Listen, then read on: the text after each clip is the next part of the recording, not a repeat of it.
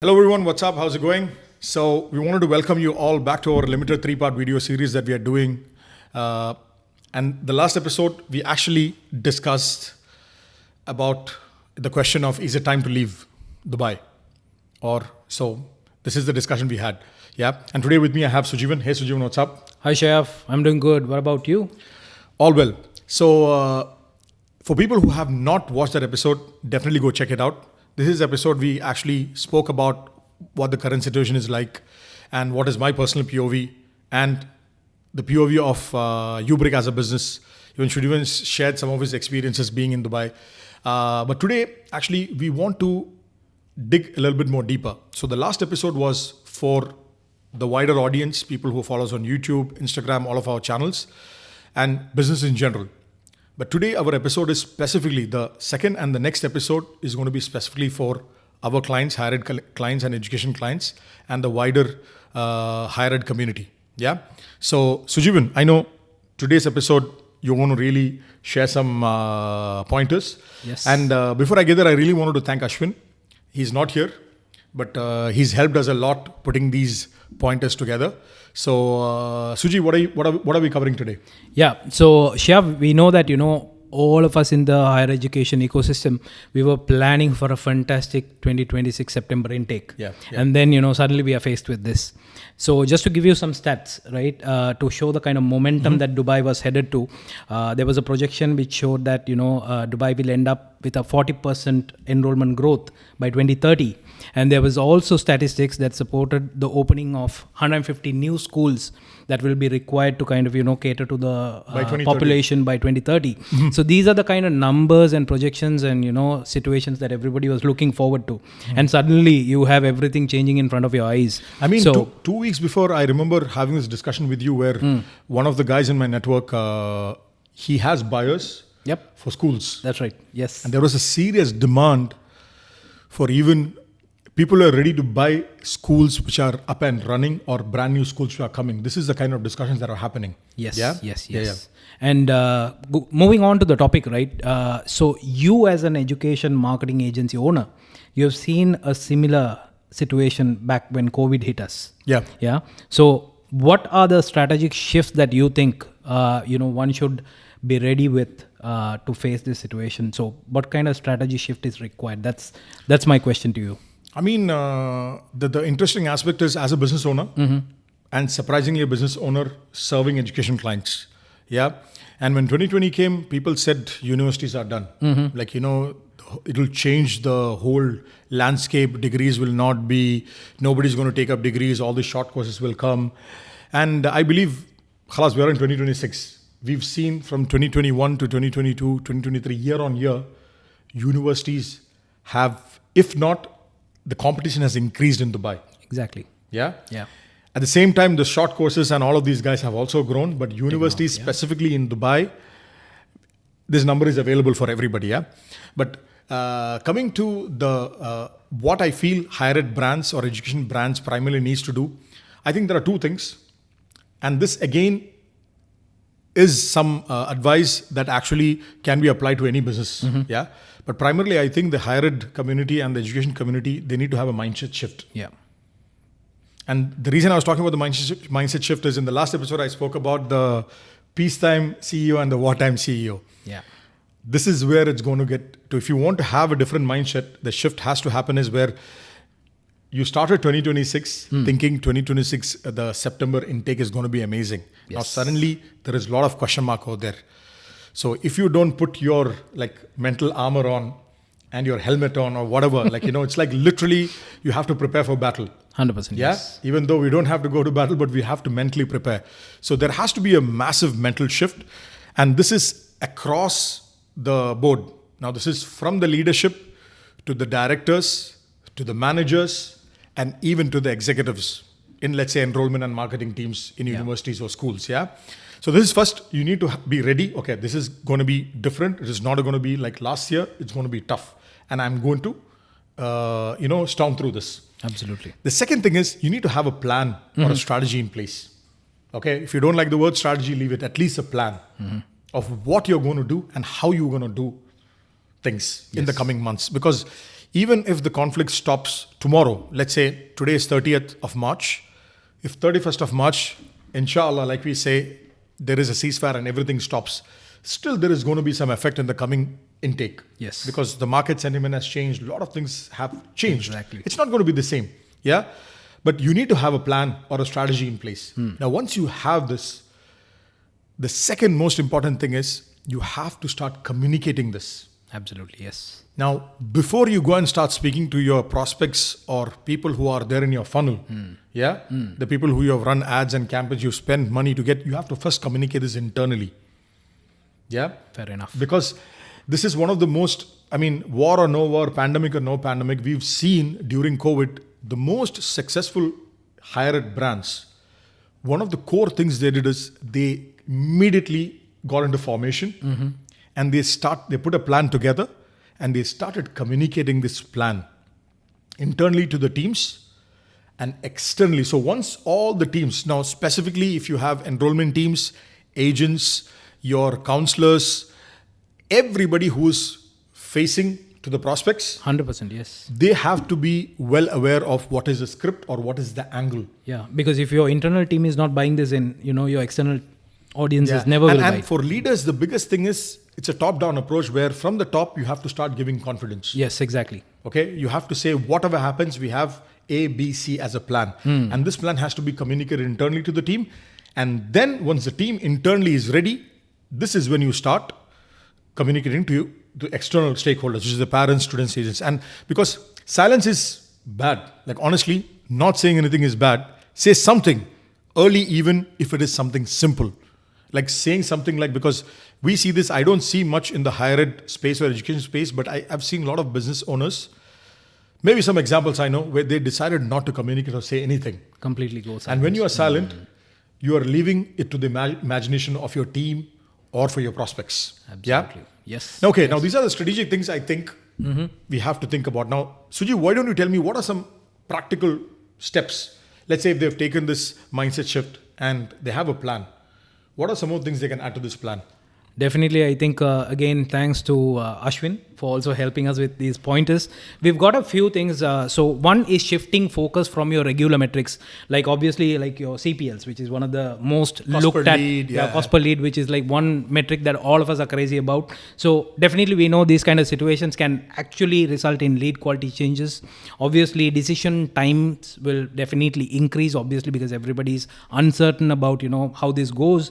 And then, of course, the need for information is going to rise. Yeah, people are not going to decide immediately, so your usual messaging is not going to work. So you will need to give more information to kind of help them with the decision. And then of course direct conversions will definitely see a dip before we really see it improve. So these are some of the things that in terms of a metric angle. And then of course your funnel also has to widen. Coming back, so in a nutshell, instead of optimizing for the best CPL, yes, I think we have to optimize for confidence. 100%. That's simple as across the board. Exactly. That's a very, very nice point. Yes. Exactly. And then also one more thing is now your funnel has to be very different. Yeah, it has to actually widen. So some of the regular things that you've been doing has to have a little bit of a tweak. So for example, in terms of your content, you might have to look at reassurance content. Rather than going with a direct selling message. Yeah. Now, unfortunately, I saw an ad which is still running in a different part of the world because I was doing some research and still shows Dubai as one of the safest cities in the world. Obviously it is a safe city, but how you say it and when you say it is very important. The timing is very bad. I've also seen some ads of some universities here. Thankfully, they're not our clients. But they're still running the normal messaging. Absolutely. Which is going to be completely... sometimes this is a bit tone deaf. Exactly. People not... Exactly. So you have to pick up these cues, right? And then you need to have a lot of FAQ kind of content because there are questions that you have never heard of before, which will come to your team. So you need to have, be proactive, put this FAQ content, ensure that you communicate internally also, right? So that your team is geared when they are faced with such awkward questions, which you have never faced before, to be able to confidently answer and assure to the parents that everything is right. And then, of course, this is where I think a lot of thought leadership will also have to come into play, where the usual people who are coming in front of the parents and students on a day-to-day, you might have to basically get in your deans, your directors, your provost to give more confidence. Yeah. Ensuring that, this is a temporary disruption and things. We are here as an organization, as a brand. And if it can come from the top, I mean, that's the greatest thing that you can do. Of course, parent communications is very key, because we've seen, being in the higher education industry, mostly everybody, designs their communication experience around the students. But this is the time where the parent is going to have a very strong hold. Even if the child or the student has a preference, there'll be a lot of involvement from the parents. So parent communication become key here. And also one more thing is, definitely your advisors have to be very, very proactive in terms of their callbacks, everything. And then definitely whatever you are doing online, I mean physically, like your, I think definitely this is something that's going to change. In a normal intake scenario, there is also a pressure and urgency from the prospects, students and parents themselves. Absolutely. This is a scenario where you might see this dip. Correct. So usually, I know some advisors or counselors, they will think, they have enough volume. Yes. People will call back or they will get back. Exactly. But this is a scenario where if this is not going to be the case. So the proactiveness of the advisor really, very important. Yeah. And also you will have to focus on, definitely everybody knows this, everything that you are doing physically, like your open day, your, information sessions, everything has to move to virtual, right? And you have to get there running up fast, because obviously everybody is otherwise trying to catch, your share. And then one-to-one counseling definitely matters in this situation. And then this is also a scenario where you will have to retweak your nurturing sequences. We have seen a lot of universities missing out, especially in this space where nurturing is dead or not available. But here nurturing becomes very more important. Very more important. Because obviously the decision times are going to be even much longer. And then of course, remarketing definitely should be around assurance, not again direct selling. So these are like some of the major tweaks in your funnel that I would say, which need to be implemented. And also there is one more angle where, all of us have faced in the past as well. Everybody blindly cutting budgets. So I think budget is also a very important factor, very critical one. And those, especially I remember, in our briefs and discussions earlier, we've also discussed how cutting budgets blindly during the COVID resulted in some brands actually, this is a very, very interesting aspect. So, some people will say we are biased because we are an agency. We are saying don't cut budgets. This video is not just for our clients. Even if you are in higher ed or any business for that matter, but specifically for education, right? This whole education landscape, when you're out there marketing, be it ads, be it anything that you're doing, it's about the share of voice. Absolutely. One of the things that happens when you cut, we are not saying increase your spend. At the same time, you're not saying spend same. All we are saying is don't completely stop. Absolutely. Because the best example is some of the clients that have been working with us during COVID. The guys who had a strategy even for this, they kept the momentum. This is not even just with us. Even their spending across the board did not stop. What happened was, let's say out of 10 brands, 7 brands, like 6 brands completely stopped. 2 brands or 3 brands completely went to 10%. I'm saying 1 or 2 brands that we worked with and we saw is they kept everything at 30-40%, regardless of how uncertain. And what happened was, when the actual intake started after the COVID lockdowns, some of these brands performed extremely well. Why? 2 reasons. One, all the brands, the prospects, they understood if these guys are more stable, they were there during when everybody stopped communicating. How this happens is, a lot of universities or higher ed brands, some of them had major layoffs. So they had to cut their team short. Now I remember one of the universities here in UAE, I'm not going to name them, they were planning to double down and hire more people in their call centers. Okay. Because some of them actually saw and understood that this is going to open up an opportunity where a lot of the university or higher ed brands are going to cut people. Correct. So this is all about the market share now. Definitely. And I think the right word here is optimization, not to completely go ahead and slash budgets. So rather than just telling you, just optimize, we also like to give you some pointers as to how you can optimize, right? So for example, if a geography is still showing intent, like if you have 30 markets that you're serving and 10 still have intent, don't cut everything there. Right? Keep it live, let it go. So that is like one of the things that you can do in terms of optimization. And then of course, if you see that mobility from a certain market is hit, right, then move into nurturing. obviously, because that can be a temporary thing. Obviously, we know this war has to come to an I mean, end. basically, instead of just saying register now, apply now, exactly. change the Keep discussion. your brand in front of them. Yeah, in front of them and say exactly. something else. Yeah, exactly. something more reassuring or understood. Yeah. And also, this is the right time that you will shift, more of your focus into the domestic market. Yeah, because a lot of people are not going to leave. Exactly. And many people are going to, anyways, they're staying here. Yes. This is an opportunity to capitalize on that in whatever way possible. Absolutely. And also, you will definitely see some of your competitors going completely dark, but please don't follow them. I mean, this is not the time that you should follow them. Yeah. This is why you have to see the first episode. I said, I was selling, right? This is actual time to stay put and be more aggressive. Yeah. So basically what I understood is instead of going for a complete cut, you have to just basically, maybe with budgets, you have to optimize and spend them little bit more wisely. 100%. Yeah. And one of the things, for example, one thing I have to add, I mean, on the first episode I should have added is, anytime any business, let's talk about the education landscape here. Each time a university cuts a budget, anywhere, be it on the team, be it on the ads, be it or whatever reason, each dirham or budget or initiative that is cut, there is going to be a ripple effect across the whole supply chain. Absolutely. So what happens is, if you want the industry to be stable and steady after 3-4 months, you have to keep some version of whatever you're doing alive. Yeah. All you're doing is, instead of spending 10 dirhams, you spend 5 dirhams maybe. Instead of 5, when it gets difficult, you spend 3. Because whatever money is going to be spent now, I think the returns are going to be really, really high. Yeah. So optimization is the answer. And then definitely, Shayaf, I'd like to ask you now, right? When preparing for battle, so that's the whole. This is a battle plan. Battle plan. Strategy right? And So when you're preparing for battle, definitely scenario planning becomes inevitable. Yeah. You have to plan for different scenarios. I'm sure we have done a few at UBRIC as well. Over this period. So taking this into consideration, what do you think universities must prepare for in terms of scenarios?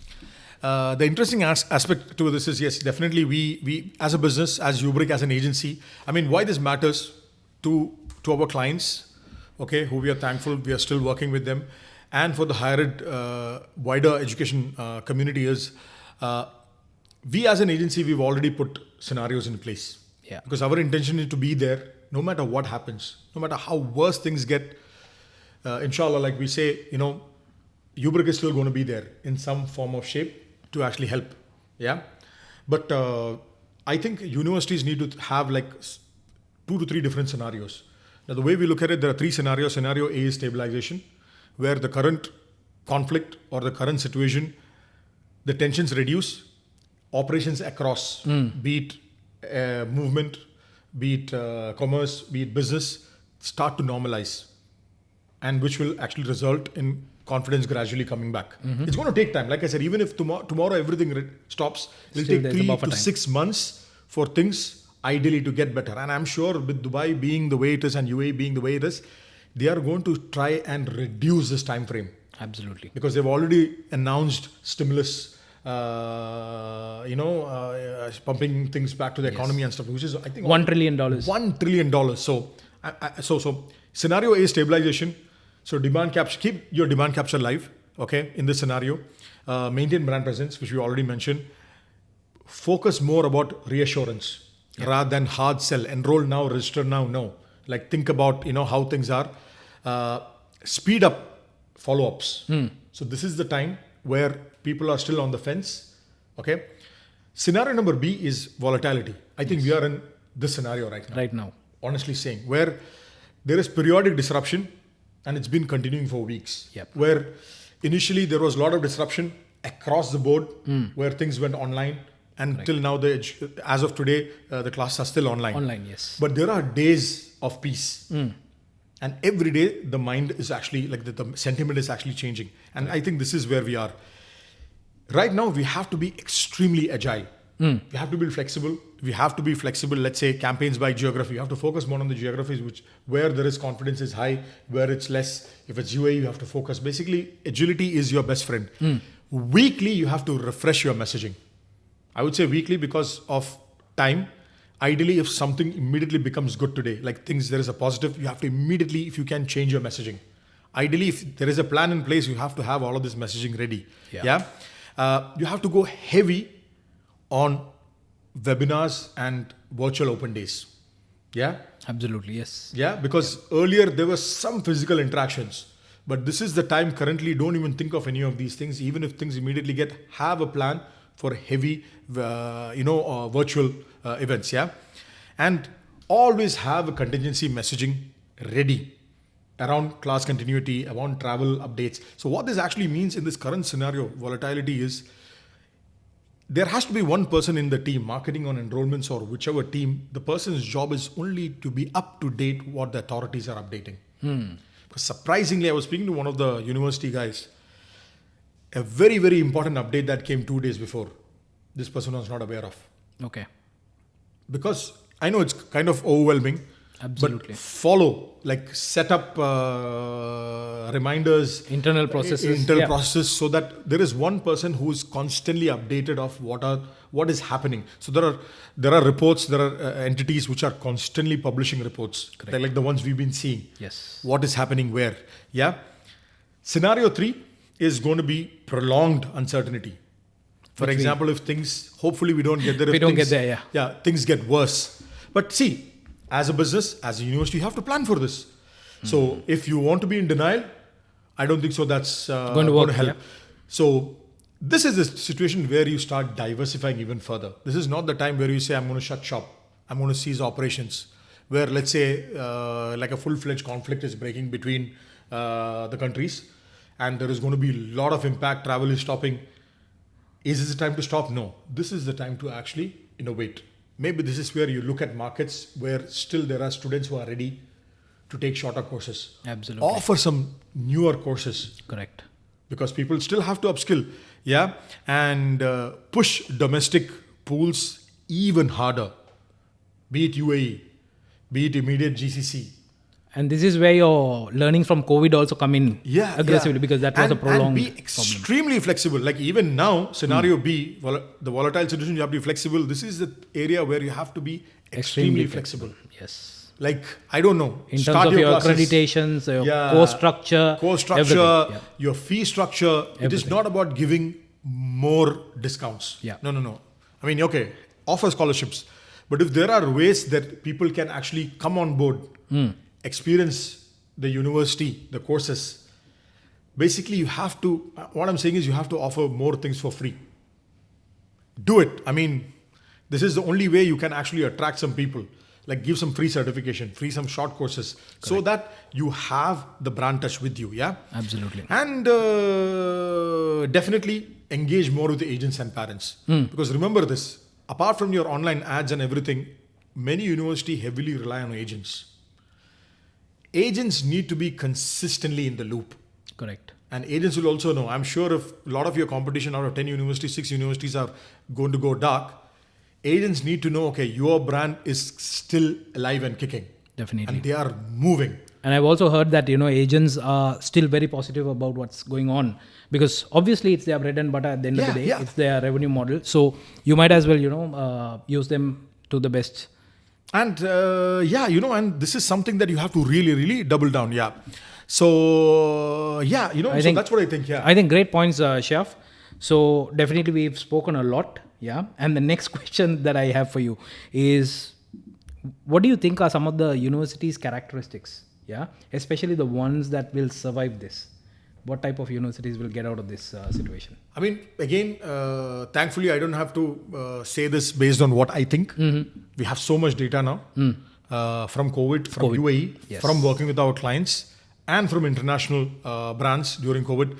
So the survivors are not going to be the loudest and the cheapest or the most optimistic ones. Like really, really, yeah. Like the person who markets the most, spends the most money, goes on a PR campaign. Correct. Be realistic. Okay. At the same time, don't be the cheapest. Absolutely. Yeah. And not the complete optimistic. Don't be delusional as a brand. Be realistic. Yeah. And the survivors are generally going to be the people who are the most clearest, the fastest to adapt. If you can move your messaging, if you move your offering, let's say week on week, if you can make changes and communicate this across. And the ones who are completely operationally prepared. Like good example is, most of the universities in Dubai, and let's say UBrick, I would say we are built to survive a situation like this because of how the team is set up. Yep. The sales and the client servicing guys, the finance and the leadership is in Dubai. For all our clients, majority of the guys are remote. Yes. They keep coming every 3 months. So for us, let's say even if something really bad happens tomorrow over here where we are not able to move, if the universities are ready to operate, we are ready to deliver. There is no disruption Absolutely. in our offering. Correct. Campaigns will run, your blogs will go up, your content will go, your CRMs, your automations, your workflows, your strategy, whatever it is that we are doing, it will still operate until even though if you want Sujeevan and Imran to come and shoot a video, they will even come and do this. We've done this day for yesterday, yeah? 100%. So the most operationally prepared. So as a university, many of you guys are prepared. If you have not, this is the time to maybe invest or get somebody to build an operational plan for you for B, C scenario. And lastly, the brands that actually understand the audience psychology. This is where we talk about the student's journey and understanding who you're talking to, your parents and your students. So these are the guys who I think will definitely survive. Thank you, Chef. I mean, great pointers. Yeah. And very, very insightful discussion. And for those of you who are watching, before we wind up, I would like to leave you with one more point. This is something that came up with, our discussions with our clients. We know that, as institutions, definitely as marketers, you are overwhelmed with what's going on. But at the same time, this is ideally the time where you can also focus all your energies on projects which had not moved before. Because don't get me started on this. Go ahead. Yeah, because most of us were focused on the short term, hitting the enrollment, getting the number of inquiries that we need. This was our day to day for a long time. But right now, because we have this breathing moment, focus on the projects which just got stalled, like your SEO projects. I know I've spoken to a lot of brands where SEO hasn't moved because obviously people don't have the time to do that. Or those content pages which didn't get updated on your website, or those nurturing workflows which you never focused on. I mean, this is the time if you can actually focus on this and move it. When you come out of this situation and everything is back to normal, you'll hit the ground running. It's also a very good way to actually make use of the team and resources as well. I mean, that website project which never got out, the CRM project which has been stuck for 5+ years. Yes. There is going to be a lot of clarity, as well. So this is the time. Yes. So that's what we have to say. And then, of course, we also have created a playbook to navigate this uncertainty. Yeah. So everything that we've actually discussed today, we already have 2 guides ready. Yeah. So we will share it hopefully in the comments wherever you are seeing this. At the same time, if you want, if you can't find it, reach out to Sujeevan or Imran, and they will send it to you. This guide comes along with scripts. So it's plug and play for most part. So everything that we mentioned today as tips and even more. Yeah. So this is specifically for the education market that we've actually created. Yeah. And goes without saying, if you guys need at a time like this, as Ubrick, we are available. Okay. Forget about if you have budgets or not. If you guys want support, we are here.